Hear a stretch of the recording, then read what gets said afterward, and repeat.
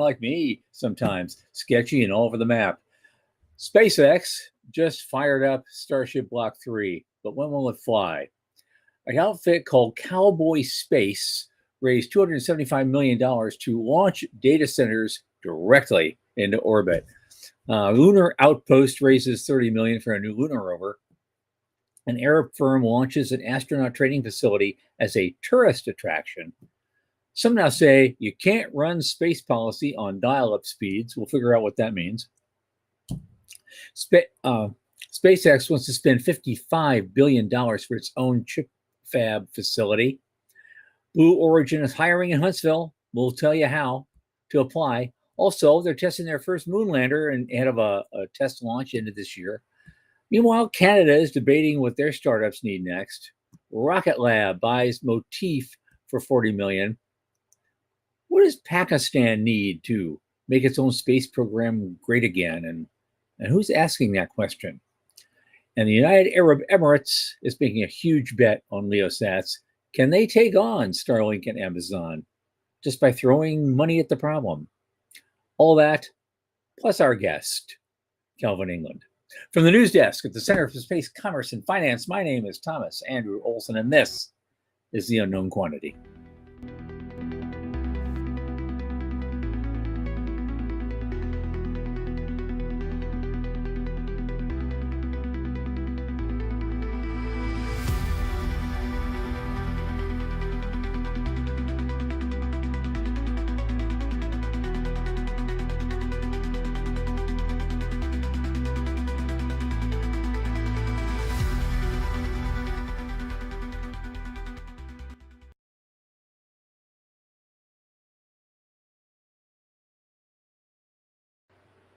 And as you know, this program is brought to you by the Center for Space Commerce and Finance. Who are we and what do we do? We're a 501c3 nonprofit organization right here in the United States. We champion and strengthen emerging space startups and space-adjacent enterprises worldwide through advisory, access, and advocacy.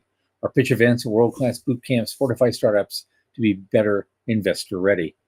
Now, a lot of our work, especially this podcast, is supported by our listeners and fans like you. So if you just go to cscf.space/support and click that Point Today donate button, a little in the tip jar each month makes a big difference. Don't forget to like, subscribe, and tell your friends. And I'm putting out the call. The center is hiring. We're looking for an ambitious, freshly minted CPA for a little moonlighting work for a great cause. If you're interested, write to admin@cscf.space as soon as you can. Speaking of friends, my oldest space friend, Michael Lane, who just finished transmuting lead into gold for his projects, is here with me. Michael, come on in.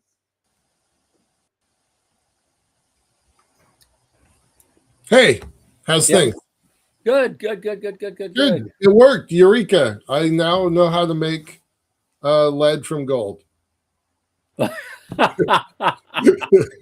I've been doing that for a long time. Wasn't that supposed to be the other way around? I know, but I'm good at discipline. I'm good at taking a thing that exists that makes a lot of money and turning it into space, which doesn't make a lot of money. So right. Yeah. Oh God. Oh, Nick Marquez is back with us. Hi, Nick. Hey, how you Nick. doing? Yep.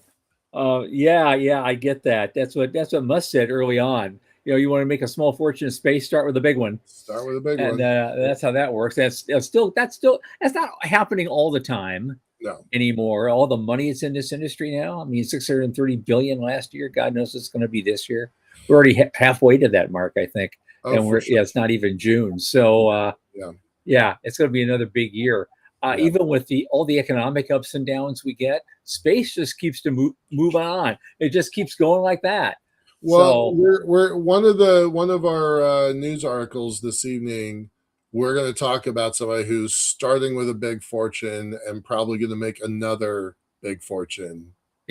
In space. So it's absolutely a good place to be right now. Yeah, it is. Shall we just start? Yeah, let's do it. What do you got? Okay, what have I got? Well, one thing, I guess. SpaceX just fired up their 33-engine Starship version 3 super heavy rocket booster. Now, the question then becomes, when might it actually fly? Fingers crossed soon, right? Yep. But had the full thrust 33 engine static fire today. They're targeting May 15, which is only 4 days from now, right? the test flight. But Yeah. they tested the super heavy first stage. They lit up all 33 engines, and while it remained anchored to the pad, and everything apparently went really well. So the window opens just Yep. 4 days from now, which is what on Friday? Thursday with our show. Like Thursday with our show, that'd be even better. Yep. That's happened before. Yep. For us. So and I had to have an extra screen set up here. We were watching that and doing our show at the same time. Right. Try to have like a relatively, informative conversation. Meanwhile, there's a rocket blasting off on the other screen. Yeah, it's absolutely. It's pretty fun. Yeah, so fingers crossed. I always they use the no earlier than date, but yeah, that would be good. Yeah. Like that. Well, we've gotten some good luck on that stuff so far this year, so maybe that luck will continue just as a pattern. Yeah. No matter who's doing it, I like, success is something I really like, and so we got that going. So next up, do you know these guys, Cowboy Space? I do, but that's not who they were. So a minute ago, we're like, oh, start with a big bunch of money and then turned into space. Well, this guy bought BHATT. He was one of the earliest founders of Robinhood. So he made a bunch of money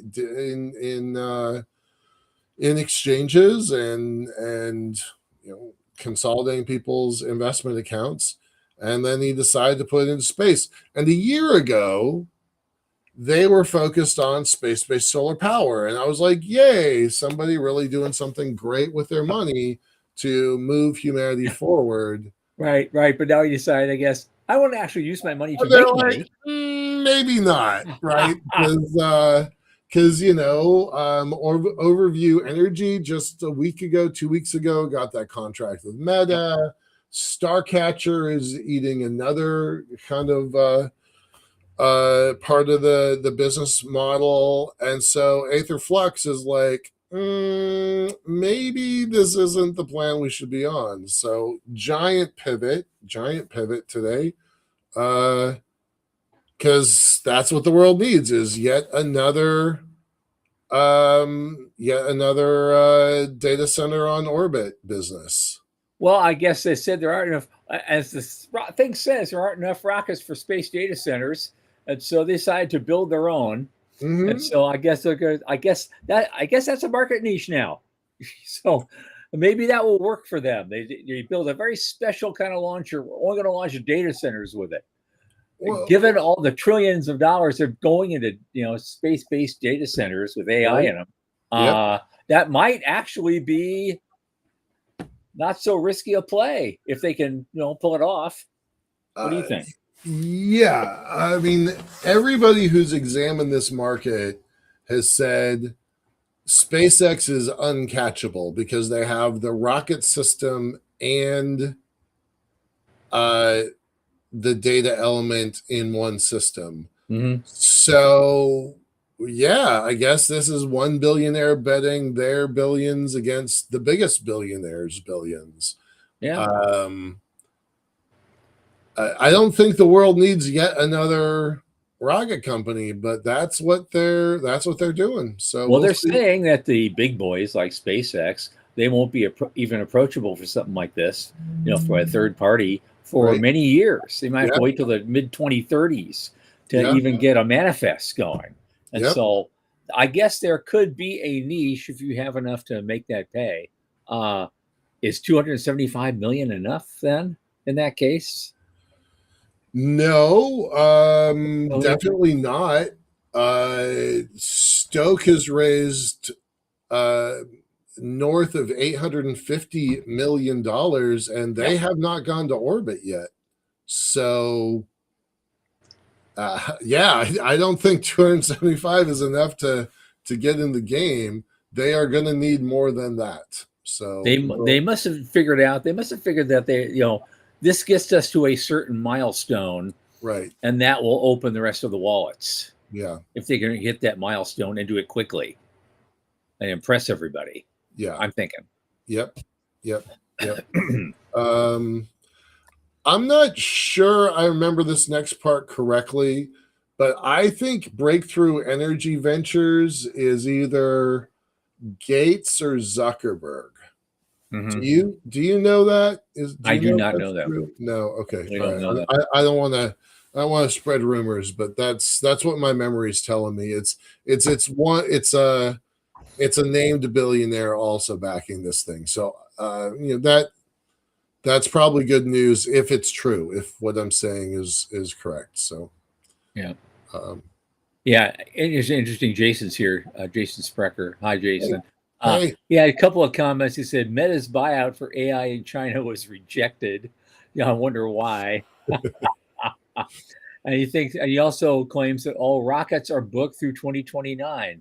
That would not surprise me if he's that's right true. about that. Jason's right about that. That there's definitely. I'm actually really worried if I'm going to get the flights I want for my stuff. Yep. Yep.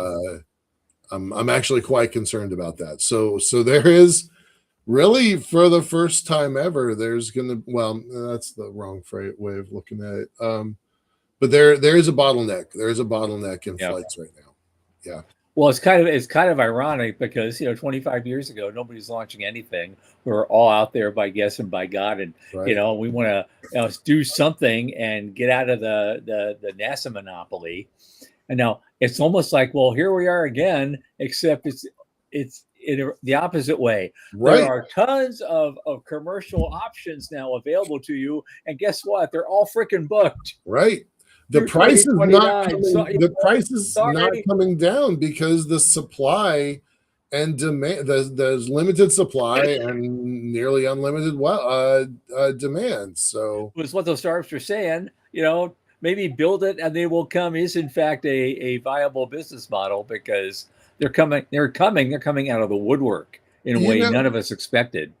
I got some pushback. I was chatting with an angel investor a couple days ago, and they asked for what are our revenue numbers and what are we generating in terms of income. Uh-huh. And I'm like, look, we're an infrastructure company. We're a toll booth company, which we're a toll bridge company. We do not get paid until the bridge is It's built, built. right? And so they're coming at this from the perspective of software, right? Build Right. a Sure. thing, get a minimum viable product. That's how they know how to evaluate things. But our whole industry is a toll bridge company. We only get paid when the thing works and is flying. Yeah. So, Yeah. uh, Technically, we're kind of that way with Avialto right now. It's like, yeah, okay, we know exactly how to build the unit, but we can't get any revenue going until we build the unit. right. There are Yep. there are no half measures that you can monetize along the way. Nope. You Nope. you build it or you don't. Yep. And so that's kind of where things are. So as we hit this bottleneck of flight capacity, there's going to be companies sitting on the edges wondering when they're going to fly. So yeah, it's going to be an interesting next couple of years. Yeah. All right, hey, let's move on. So good luck for go. Aetherflux with their $2 billion valuation the day that they announce their company exists. Yeah, that's pretty good. I don't know Right? how you do that, but that's pretty good. Yeah, you raise 275 million in stealth and then pivot from one outlandish idea to another outlandish idea. Yeah. Well, Yeah. apparently they're winning the day. Right. Outlandish is winning the day right now. So, Yeah. well, I guess on this show we're going along for the ride. That's what we're doing. One thing I did see today, a little company I never heard of called Lunar Outpost raised 30 million to revamp rover designs to meet the Artemis architecture, the revised Artemis architecture. And they're working on a rover. Right. I don't know that much about Lunar Outpost. I think they're out of Denver, Colorado, somewhere. probably. Yeah. Yeah. I wouldn't have thought there was a business to be had on building a rover. That seemed a little surprising to me, but Well, here we go. They got it. So do is be first and best and have the team together. You think that they can show will build that vision, and mhm, maybe you get the contract. I don't know. yeah, You know, like I say, this is the second time now we've talked about what we think of as a niche market, right. but they're getting money. Yeah. So I yeah, gotta believe there's probably some intellectual property um value there that's uh-huh. probably interesting. I found another post that says Type 1 Ventures put money into this. Hmm. Type 1 also put money into Gravitics. They were the first investor at Gravitics. So they do put money into big ideas. Yeah, And that's kind of all I know about this. So we'll just kind of wait and see if we learn a little bit more. yeah. Meanwhile, somebody I never heard of before. It's an Arab world outfit. They're called Ras Al Khaimah, and they want to actually launch an astronaut training and commercial spaceflight experience center to boost tourism. I just thought that there's not much to the story. I just thought that Yeah. was a interesting blurb. I Yeah. know the Arab world really wants to get involved in space a lot more than they have been, and I have another article about that later. But they're diving in. They're diving in, and money can always be found for that. The United Arab Emirates have been really pushing a Martian system. Yep. I consider them the very best Mars program in the world. So good on them. Fingers crossed. Mm-hmm. Yeah. And the picture that they're showing on the screen looks an awful lot like the Mars Desert Research Station out in Utah. Yeah. And that is not a tourist destination. I've been out there 3 times. It's you could build it into something interesting, but it doesn't start that way. So Right. yeah, Right. yeah, cool. Oh yeah, Jason's like the line has failed. So if nobody else is paying attention to that, that's the Saudi Arabian program where they basically are trying to build 100-kilometer city Oh in yeah, the desert, I remember that. and yeah, that's a whole new crazy program. And I find that really interesting that other nations are using going to space as a training program, and they're like, nope, we're going to build all of our engineers down here on the ground, and we're going to go after this. I don't think the line saying the line has failed is entirely accurate, but it's definitely they decide to just stretch it out over more time. So we'll see. Yeah. All right, let's keep going. Okay. Some folks are saying that the regulatory framework on the ground these people are claiming is stuck in a slower era. Apparently, we're launching more rockets and deploying more satellites than ever before, but trying to get through the filing process and get to the regulatory barriers is Mhm, still just slower than a snake. Um, mhm, and they're claiming that we've got all this 21st century technology, but apparently the FCC and maybe even the FAA at times don't really use it, but especially FCC. Their mhm. licensing system is not keeping pace with the space economy, and so the agency-led reform has some limits. Even if they overhauled everything, Yeah. new leadership may take a different approach. Rules change, priorities shift, staff are redirected, and that's why they're saying Congress needs to get involved. And so they proposed something called the SAT Streamlining Act, is tightly focused on just that.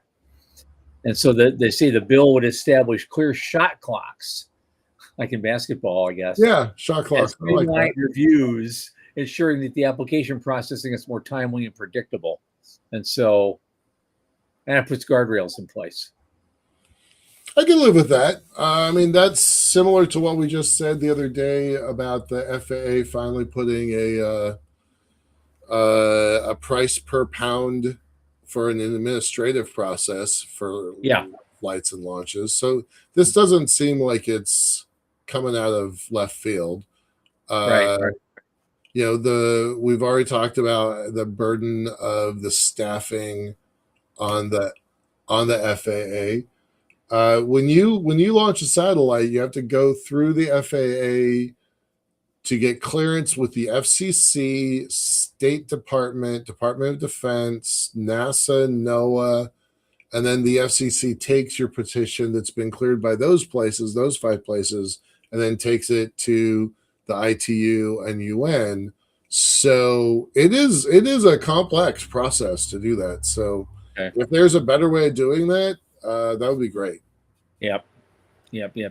I'm going to kind of skip over this one really quickly because it's from a New York Times article, and the New York. I don't know about you, but the Times keeps getting in my way when I want to look at something. Yeah, And yeah, so, but what they said was that Musk wants to build something called a terafab. It's a new chip factory. He's prepared to spend $55 billion to do it. right.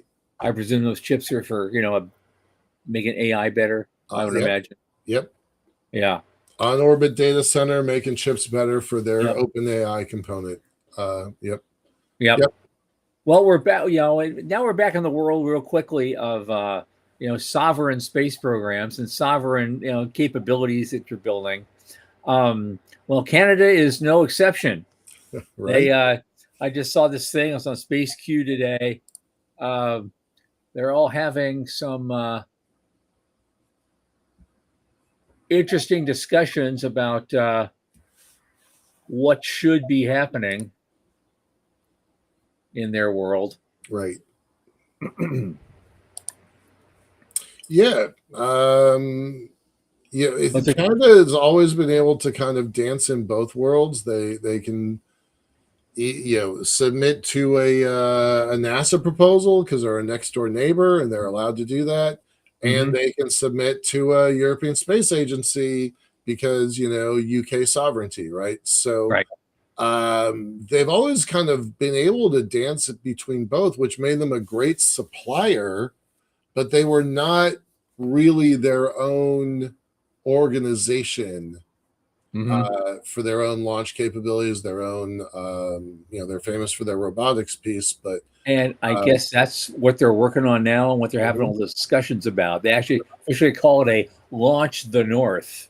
Yeah. Which is about launching startups. Yeah. And so I guess they're committing, as it says, about $300 million to start with, just to kickstart things and get some some launch and other forms of startups going up there. And so they're but I guess they say, well, we'll talk about what these startups need. Well, mostly they need money. So 300 million's a start. In our world, that's almost chump change now. But yeah, they'll need to, especially for splitting it amongst 10 or 20 companies. Yeah. But they're at least they're talking about it, and they're moving on. I've got speaking of moving on, I got 2 back-to-back things about Blue Origin. Okay. One, they're adding more than 100 jobs in the Huntsville area. There's a whole thing here. If you live in the Huntsville area, it tells you right here how to apply. Cool. And there's the link. You can apply here. So there you go. Well, it grew. Actually, it grew. They've been there a while now. They grew from initial commitment of 300 jobs, but now they have 1,600 staff in Alabama. We reported on them last year. Yeah. Yeah. Now 1,600 are there. They're going to hire 100 more right now, today. Why in Washington State? They are the largest. They're the largest employer in the region for space. Not the largest. Amazon's the largest by a lot. Microsoft's the largest by a lot. Sure. But they're the largest in the region, and they have more than 1,500 open positions here in Kent, Washington. So Wow. yeah, no, they're like, we need people to fill these positions. Yeah, all over. All right. Well, the next thing, which is just as exciting for a lot of people, including me, they're going to be testing their first moon lander later this year. Blue Moon MK1 is getting closer toward launch readiness, and they're putting it through its paces. That vehicle is called Endurance, and that's the uncrewed Blue Moon MK1 test lander, which is designed to pave the way for more advanced MK2 that will actually fly astronauts to the moon's surface. So they're targeting, NASA's targeting late 2027 for Artemis 3 still, if they make it. Right. And they'll be testing rendezvous and docking maneuvers with either Blue Moon or a Starship, or maybe both, who knows. But they just completed vacuum chamber testing, and so they're pushing it. They're pushing it for later and test it in orbit. Well, I thought was really cool. Yeah. Very quickly. Okay, I got that. Oh, here we go.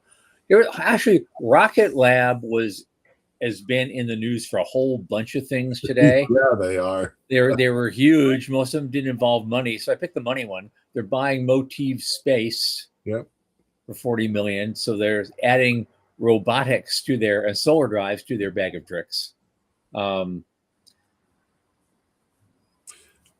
I think that's pretty neat. This goes straight to what we've talked about plenty of times before, where companies are buying capacity. When they're sitting on excess cash, they're buying other companies for innovation, acqui-hire, that sort of stuff.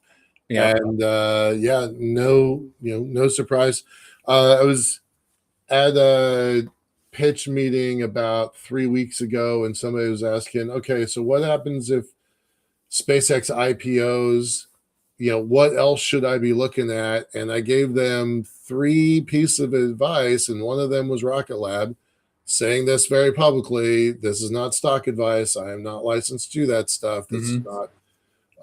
But we were talking about Rocket Lab, and they've grown 30%, 40% in a month just because of what's happening with SpaceX. So, okay. I'm going to skip the next one, maybe save it for next time, because I've got one final one I want to throw in here. Okay. It's about the Emirates, UAE. Yeah. They're betting big in space, they say. This article says, can it take on Starlink and Amazon? So they want to take it on, but they want to build, they need to build their own industry from scratch. And it looks like they're committing to do just that. It's a big deal. It's about sovereignty, resilience, and control over their own infrastructure. Yeah. Outlined plans to build $1 billion worth of satellite development network for over the next 5 years, alongside the manufacturing facility in Abu Dhabi that can scale production from 10 satellites annually to as many as 50. Well, 50 is not much by today's standards. 5 years ago, 10 years ago, 50 would have been outlandishly large. And now it's table stakes, right? So right.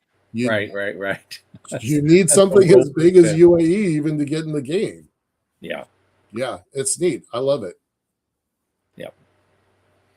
Okay, why don't we bring on our guest? We're only a couple minutes late today. Our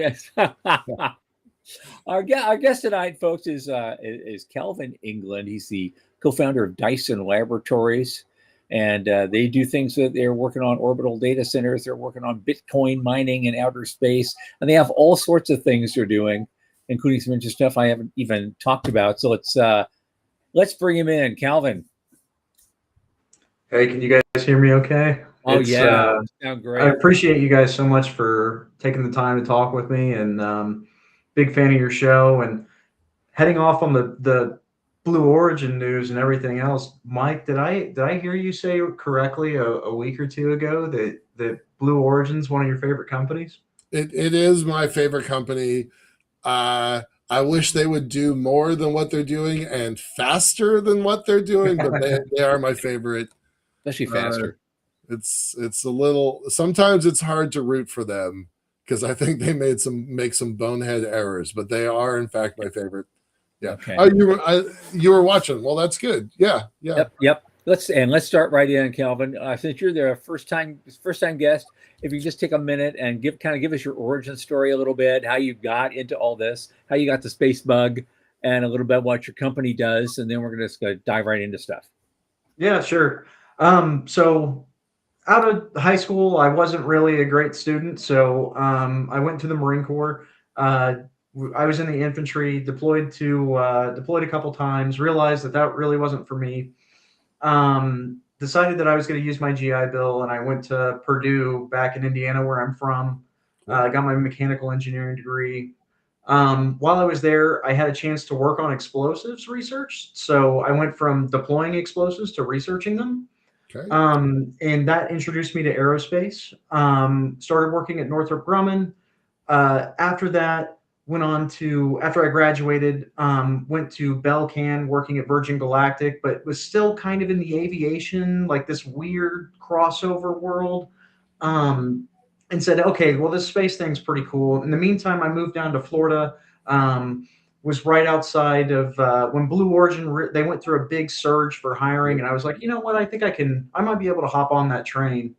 And this was back in 2022. So I was there for about a year. Then I went to go work at Beyond Gravity up in Titusville doing satellite manufacturing. And then I worked at a company called Extant Aerospace doing obsolescent avionics. So touched a lot of basically every type of electronics system that's inside of a plane. Okay. And said, okay, well, I've got all these weird skills, worked in a whole bunch of different roles. I'm not really good at any of these things. But I do think I'm a bit of a generalist now. So put together a spreadsheet, tried to analyze some different technologies with Starship and New Glenn coming online. Like what capability unlocks are we going to have? And I've always been interested in Bitcoin. I'm a little bit of a evangelical Bitcoiner, so I'll save that. But one of the things that I saw was that we might be able to levelize energy in space versus energy on Earth with these new round of launch vehicles. And if you're able to do that, then now what can we do? And that's why I've named the company Dyson Sphere Laboratories, because I think we're actually a lot closer to that than people realize. Nice. I don't know if you know, I was kind of like shoot myself in the foot when I talk about it, but I was a very early Bitcoin adopter, and one at one point I had 14 Bitcoin, so I was pretty happy about that. Yeah. Oh no, I see where you're going. You're wrong. I When the price was around 900 per coin, I was like, there's no way this mythical ones and zeros thing is ever going to hit over 1,000. There's no way it can. So me, genius that I am, timing the market, I'm going to sell at the top at $950 per coin. So that's what I did, and I liquidated, and I've just watched it climb ever since. So, yep, those were the 2000. I just a couple days ago, I was going through paperwork, old paperwork. I found a receipt for one of my interns for that summer. Was 2000, I think it was 2018 or 19. And I'm like, it was $1,200, right, for his 2 weeks work. So I went back and I looked up the price of Bitcoin that I liquidated so I could pay him his American salary for 2 weeks. And that one paycheck was worth $14,000 if he had just kept the coin that, and over the whole summer, just him and the other guy that worked for me, I just liquidated my holdings just to make sure that they got paid. So Yeah. Yep, It is that's what my it is. Bitcoin story. Yeah, it happens to the best of us. Yep. Yep. Yeah, So there what's was your no focus such thing as now, hold on till dear life back then. Not really. Michael? So what? Sure. So what's your focus now, Calvin, Yeah. on your current company? Well, so the Bitcoin really hasn't like left my focus insofar as that I think that this is a tool for sovereignty, Okay. which is going to be increasingly important in space. Um, and this whole data centers in space thing, like that was something that I was kind of pontificating on, trying to figure out like what could a company look like that does that. Now that this was a couple of years ago, so now this is a lot more becoming apparent. Things are starting to solidify what the move to bring more compute into space, what it's going to look like. Um, but our company is focused at the protocol layer for the time being, meaning that we have software that we're offering to folks with the idea that this is going to increase the interoperability of space. So if you're familiar with like OAuth 2.0, where you can use Google to sign into different websites, Yeah. is an authorization. And then also you have that SSL TLS lock icon when you're in a secure HTTP link. Those two types of cryptography are extremely powerful, but there's no standard protocol that's like that for space yet. There's a bunch of different attempts, but there's no way to, if you treat each space asset as like a website, there's no way to link all of these things together and really start treating data connectivity, data as a pipeline is more of a commodity inside the market. So our company's trying to onboard people into a marketplace and bring down the prices of everything and render higher quality service to customers in general. Okay. Okay, who are your customers? So right now, I think that the beachhead market, so to speak, is going to be in downlink optimization. So what that means is that uh, both ground stations are going to be important in this, as well as finding people where they're downlinked, where they are bottlenecked by their downlink capability. Um, so what we're hoping to do is have a system that um, allows people to be able to not have to deal with the very, very long onboarding process associated with being able to have two aerospace companies talk to each other today. Where if we can get them to adopt our protocol, that's basically it runs at the application layer. It's extremely lightweight with regards to the type of cryptography that's used. It's just the way that you would tell an asset that you want to do a function call or whatever it may be on that asset. If we can get multiple people to use this format, then we can really start having space communicate to each other in a very agnostic, hardware and constellation agnostic way that doesn't really exist today. Okay. How do you get that done and smooth it out and maintain good security? Well, so inherent to cryptography, there is the cryptographic protocols themselves are all open source. And this is on purpose because if you break a cryptographic scheme in somehow, you become pretty infamous inside the world of cybersecurity because you just solved a problem that nobody else could. So open protocols are a big part of this. And taking the open frameworks that exist inside of systems like the internet and applying those distributed system technologies to space is really what we're trying to do. I think the internet is a really great analogy for what we're trying to build. The internet for space. So connectivity between spacecraft, space stations, that sort of stuff. Okay. And that's a pretty well understood system currently. They're going to be moving from radio signals to laser signals, like that's changing. But so Sure. you want to fit in kind of that layer? So maybe I could get more specific.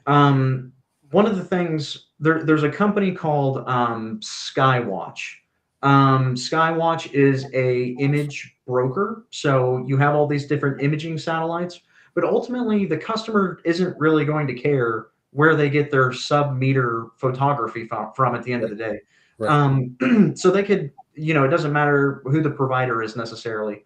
But if you're a small to medium-sized organization, you're not going to be able to deal with these constellation companies on your own. This is something where Skywatch becomes a broker. So they broker a deal for all the small and medium customers for the images. And that increases their the quality of service that's provided to those customers as well. Now, this is purely an exercise in business development. As far as I'm aware, I don't think that there's any type of underlying technology. But if Skywatch were to have an individual scrap packet that was like, hey, we want a photo with sub-micron or sub-meter resolution in this square kilometer over Houston or wherever it may be, that capability could be automatically bid and then distributed to the every satellite as a constellation agnostically, and then sold as a service in a much more automated and less business developer heavy way than it is today. Does that make more sense? Yeah. Yeah. It's a little fuzzy. That's why I keep asking, like. So we can't necessarily define the end product, but meaning that I can't verify that this capability provider actually has sub-meter resolution for their photograph. But what I can send around is an individual cryptographic proof that photograph was taken at a certain time. So now that we have that cryptographic proof, we can do all sorts of very neat things inside the software with it. So that cryptographic proof can be tied back to individual financial transactions in a store and forwarded manner. And with that, we can start building automation into the pipeline where we figure out who is the quickest buyer and seller of that individual photograph that might be taken. Mm-hmm. So now let me get this straight, because I would keep waiting for you to talk about a satellite or something like that. Are you doing all this on the ground? Today, or are you actually launching something physically later? Well, so eventually, we're hoping to be you have all these different markets in space. You have the imaging market, data market, everything else. We want to be a participant in the compute and space market. Okay. And this system is really just an internal tool that we built for ourselves to be able to sell our compute. But we've made it in such a way that it's agnostic to the individual capability that's being provided. So if it's imaging or if it's a data pipeline or whatever it may be, that people can sign up, show expose their service, delegate the authorization based on the what people are going to pay in like a tiered manner, and then ultimately route those messages and then connect it back to an auditable in cryptographic proof system that's attached to the payments. Okay. So it makes an exchange of goods and services trackable using the blockchain. Yes. It puts some characteristics like timestamps and validation into, so we've always imagined that, there's going to be a point where people can go to a space station and there's going to be a price, right? How big they are, how much food they consume, the price for the heat and the air and the water and the toilet and the food, and there's going to be a commodity of having a person for an orbital hour or an orbital day or an orbital week. And there's eventually going to be such sophistication that you're going to be able to bring a cat with you as an extra, right? That's one plus my cat. So what you're trying to do is kind of build out the information layer that would fit in that exchange. Yeah, I think that that's a great summarization. Okay, because I was definitely having a hard time hanging on to this one. So I'm not too proud to say that. Like I was trying to figure out like, okay, where is the market? And what you're saying is you are trying to build a commodities exchange element, not the whole exchange, but an element that goes into the commodities exchange. Basically, maybe another example would be refueling. Okay. So in the future, you can imagine having, maybe 5 different providers that Right. all will give out hydrogen in space, with a certain port, maybe. So maybe you have 3 of one and 2 of another. Yep. So you have these capabilities that they do have to be individually differentiated between. If you have port 1, you don't want to deal with the company that only has port 2. Right. But ultimately, if the fuel is still hydrogen, then you care about the price maybe of all 5 providers. So being able to say in an automated way, have these messages in a stored and forwarded protocol where one message can hop between the individual systems and ultimately meet up, negotiate on a price, and then eventually meet back down on terrestrial ground servers where it's stored in the blockchain. It may also be worth noting that this cryptographic protocol, even if you remove the payment element of it, being able to send a cryptographic proof that a service was rendered also has a lot of utility in it. Mm-hmm. But the Bitcoin thing, I really do think is the something it's quite novel here. Okay. Yeah. It's starting Yeah. to be a little clearer now. Very Well, cool. the proof is the thing. I've been studying this a lot lately. Just for an old guy, I'm like, okay, what's really going on? And I started learning about things like Monero and stuff like that. And I'm going, okay, this is cool now, because I mean, I guess the holy grail of proof is if you just use pure math and physics, to do what you need to do. That's like it's also like the ultimate in anonymization as well. So Yeah, absolutely. There's cryptographic proofs are a very it is a very interesting system to authenticate parties, to be able to show. There's even zero knowledge proofs that are yeah, incredibly crazy. yeah, It's some interesting stuff happening yeah. right I've been now. reading about that. I'm kind of looking at there is a way you can go with these things in a certain way. I'm still fleshing that out Yeah. with the help of my AI, and so I might have something to talk about later. So Sure. Yeah. absolutely. I'm not So tell need to us more question a about human. Dyson, your team, how long you've been around, what you're trying to do. What does the next 6 months look like? Because you're kind of at the edge of what we normally talk about. So I do need some education there. Sure. So, well, right now, I founded the LLC associated with the company back in April of 2024 as part of like an exploratory, talking to other businesses while I was still working type Mm-hmm. arrangement. I quit my job back in August and made the C corporation very recently with my co-founder Bob McElrath. Bob's a former physicist from CERN. He dropped out of CERN, so to speak, to go study Bitcoin. So he worked on Bitcoin at Fidelity's research lab back in 2015. And we've been developing these protocols together, doing demos, other things. if Since then, the immediate future, we have a couple demonstrations that we're building out with partners now. But the immediate future, it's SBIR season, so there's a couple sibbers and sitters that are actually pretty well aligned with our tech, which is it's very interesting, especially because we have a partnership with my alma mater, Purdue.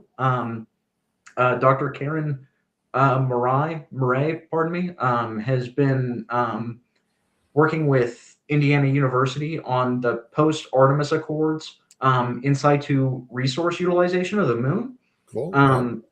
And one of the NASA sitters specifically asked for financial engineering constructs, which is really up our alley, and it makes me quite excited to see that. Of course, it's phase one, but ultimately beyond that, we're trying to identify ground station partners, launch providers, or satellite customers who are downlink constrained, and helping get them more access to new markets, and then trying to find hosted payloads for ultimately putting our first couple compute prototypes into space. Okay. Neat. All right. Well, you got at least one satellite developer on this call now in the chat, so you'll know what to do. All right, that's kind of cool. So how do we expand from there? What happens later? Because so you're getting this stuff done, you're getting this infrastructure built, and you're doing some nice business now. But we always look ahead to the future. I know Michael and I are really, really interested in the emerging cislunar economy. Mm-hmm. How does something like yours extend out to Elon Musk's city on the moon? Sure. So 15 years from now. Right. If you look at that sitter contract, or the solicitation rather, it explicitly is focused around the idea of civil engineering constructs on the moon. So, meaning that for this, there would be at least one, maybe, but probably more rovers of some type. I think NASA refers to their CP or IPEX and CPEX, which is like an excavator, basically. These little rovers that can push lunar regolith around. They want callouts for grading, what actual coordinate of regolith needs to be moved around, and other things. So building the financial constructs that would be able to say, hey, we have an ask for this area to be graded at a 30% slope. Who wants to bid on this and actually perform? That is the first time I've seen somebody really, a governmental body, kind of hint towards what this future could look like. If we have an agentic economy where these decisions are being highly, highly optimized by machines that are specifically made to make the best decision that's possible, I think that we're going to see a lot of the human interactivity and what we see in the space industry today start to be removed. Business developers, it's not to say that people will be without jobs. I definitely don't think that that's the case, but I think that the idea of the actual transactions that take place today, instead of it being put together after the fact by humans, this is going to be something that will be built in to the way that these machines talk to each other. At least that's like my very optimistic take on what we could end up building. Okay.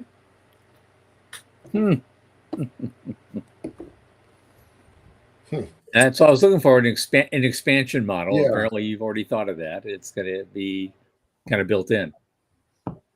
Well, I'm when we start talking about, there's some very interesting things that, because Bitcoin is like inherently tied to blocks, which are like time oriented. There's this very weird thing that starts to happen as you move away from the Earth or the center of hash. Which is, if you think about hash power as like a center of gravity that can be distributed in a system, as you move away from the center of hash and you move towards Mars and you move out of the block time, the Bitcoin block time of 10 minutes, you have this very weird, like there's a bunch of weird things that will happen if Bitcoin ends up truly being the financial system that's underlying it all. I'm guessing you know a little bit about Mars Coin. I have I've read a paper that talked about Mars coin. I don't gosh, I forget that wasn't uh oh man, I can't even remember the organization he's with. It's Can you tell me? it's worth looking up. Some folks built it, and then they granted the Mars Society a bunch of tokens, a million tokens. It's a real thing. I'm not sitting here trying to evangelize Bitcoin or Mars coin or any of the coins, but they have figured out some mechanisms to deal with the time problem. So you can look it up on your own. I'm not trying to like point you towards anything, but Sure. yeah,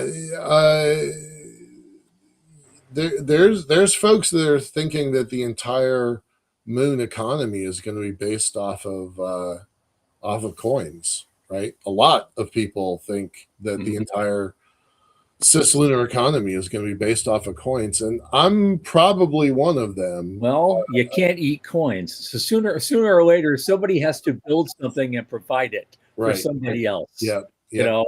Yep. Yeah. All right. Sean, our producer, is reminding us that we've got just 4 more minutes here. What does the future look like? What does 5 years out look like, and what does 25 years out look like? Sure. In 5 years' time, I think that we're moving into a period of more volatility in the world in the very short term.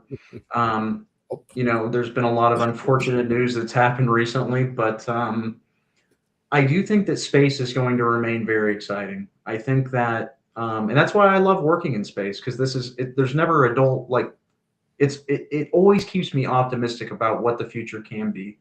Yeah. And I hope that data centers in space, or putting more compute in space, takes place in a more proliferated and very interesting way. 25 years out, I'd like, if I can get the opportunity to die on the moon, then I think that we have done absolutely everything right.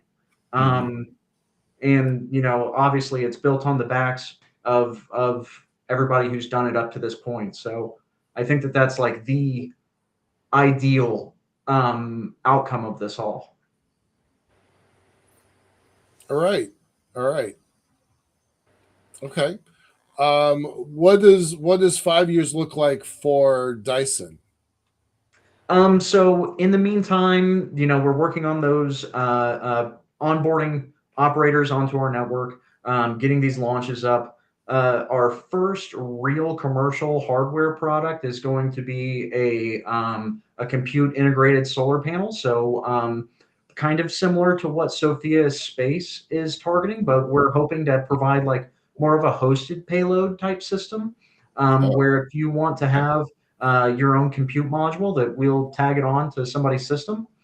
And then beyond that, if the network proliferates and if it makes sense, there's an idea of building a thing that we're calling an artificial ground station.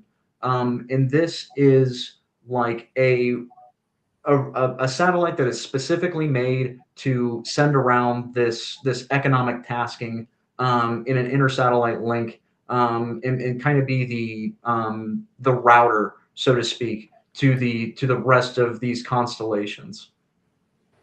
Okay. I wish we had talked a little bit more about that too on the show. That's kind of interesting. Well, there will be another time. Right. Trust me on this. Kelvin England, CEO, Dyson Sphere Laboratories. This has been a fascinating conversation about how we're actually going to make business transactions happen in the high frontier with much better alacrity and more security. And it's going to just open up Leo, and then we'll ultimately be spreading to the moon, and God knows where after that. Thank you so much for being with us. Stick around afterward for a debrief, and we'll see you in a minute. Thanks so much for being here. Thank you, gentlemen, so much for having me, and thanks, everybody. Thanks. Okay, Thursday is a no-brainer. that guy to my left, Michael Lane, is going to be our guest on the show. He's going to obviously catch us up, give us an update on the lunar elevator, no pressure, and a lot of other topics that we're going to talk about. We'll just go off the dial, and this time, Sean can't yell at us for running late because you're the guest. We're gonna do something a little bit more specific, and it's something that the center is going to start doing. Is I'm gonna do it. It's gonna be a pitch. I'm gonna do a pitch, Good. not to raise money, but to get somebody whose opinion I really trust, Tom and Sean, to evaluate our pitch. Right, we're out there trying to raise capital, and I would like. And you're doing it in front of Dallas. I want all the slings and the arrows. Everybody. Yeah, I want all the slings and arrows from the people that I know I like before I get out into the world and have them throw slings and arrows. This is going to be a very special night, you guys. Do not miss this one. It's going to be, and we're going to start doing that for other people. So you're the first guinea pig. Right. What we're doing. Dallas, sign up with Sean. Joe, sign up with Sean. If you guys want to do this, sign up with Sean to do it. So I'm scared. I'm gonna just be honest. I'm really uncomfortable about this, but this is what we do, right? So no, it's like they said, the Force Luke. Right. Let your fear pass through you. All right. And on that, for Michael Lane and Sean Key, I remain Thomas Andrew Olson. Keep watching the skies.